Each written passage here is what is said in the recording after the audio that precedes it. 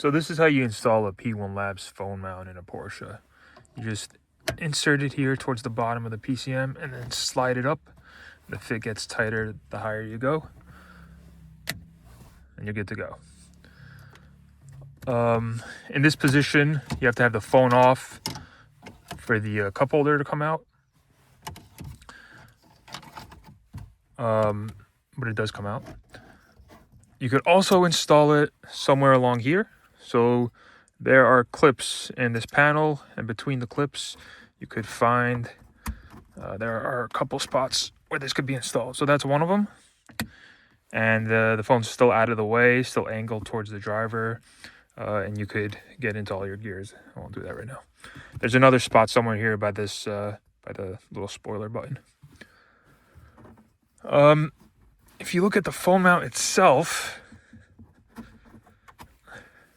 this is a metal bracket here with a tab in it. The tab is bent slightly out of plane, and then it acts as a spring to give you a nice firm hold. It's also powder coated, this textured material.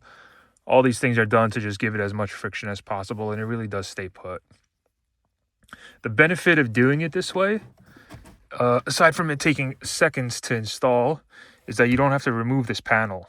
A lot of phone mounts that install in this location, you have to remove this panel and then use screws into or there's existing screws here that hold the PCM in place. You remove those and use those screws to hold your phone mount, or you use adhesive on the back of the panel, which I don't like either. The main downside though is that you have to remove this panel, and like I mentioned, there are clips in this panel. And if those break, you're stuck with a new issue. You've got a rattling panel, and no one wants that. It's a very clean design. I went with something super minimalistic, super simple. They're only available in black.